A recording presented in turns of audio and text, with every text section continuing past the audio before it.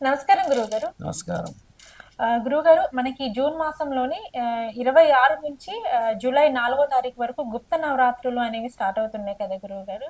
గుప్త నవరాత్రులు అందులోనే కనిపిస్తుంది మనకి గుప్త అని చెప్పేసని, ఈ నవరాత్రులు గుప్తంగా జరుగుతాయి అని చెప్పేసని. హ్మ్. ఇంతకు ముందైతే మేబీ ఎవరికీ తెలియకపోవచ్చేమో గుప్త నవరాత్రులు అనేవి. బట్ ఇప్పుడు గుప్త నవరాత్రులు అనేవి ప్రతి ఒక్కరికి తెలుస్తూనే ఉన్నాయి. అవే వరాహి నవరాత్రులు అని చెప్పేసని. హ్మ్. అంత గుప్తంగా ఉన్న నవరాత్రులు ఇప్పుడు ఎందుకు ప్రతి ఒక్కరికి తెలుస్తుంది తెలిసి అంటారు? ఎలా వచ్చింది? ఏమన్నా స్టోరీ ఉందంటారా గురుగారు? దీని వెనుక కూడా హిస్టరీ ఏమైనా ఇప్పుడు ఎలా రాగుతుందా? మనం తెలుగులో మాట్లాడుకుంటేనేమో మన హ్మ్. పూర్వీకులు ఏం చెప్పారు అంటే మన శాసనాలు, మన దేవుళ్ళ వైభవం ఏమిటి, వైభవం ఏమిటి?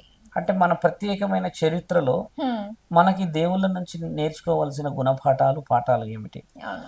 స్టోరీస్ అనేది వచ్చేసరికి ఏమవుతుందంటే ఇవి కథలు, అవును. కానీ ఇవి కథలు కాదు, ఇవి వాస్తవం. నిజాలు, వాస్తవాలు.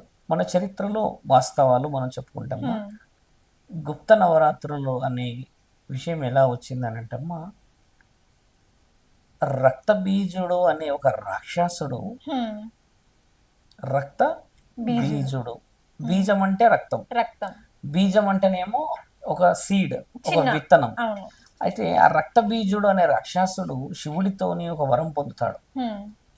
ఎక్కడైతే ఆయన రక్తం పడుతుందో అక్కడ నుంచి ఆయన మళ్ళీ లేస్తాడు, అంటే ఓకే. ఆయనకు చావు లేదు. ఓకే. ఆయనను చంపడానికి మీరు కత్తి పట్టుకొచ్చి పొడిచారనుకోండి, పొడిపించుకుంటాడు, అక్కడ రక్తం పడగానే మళ్ళీ లేస్తాడు.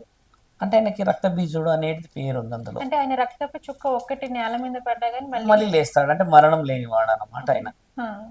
స్త్రీ నుంచి మరణం అనేది కోరుకుంటాడు, కానీ ఆ స్త్రీ చంపినట్టుగా నాకు తెలియకూడదు అనే వరం ఉంటుంది ఆయనకి.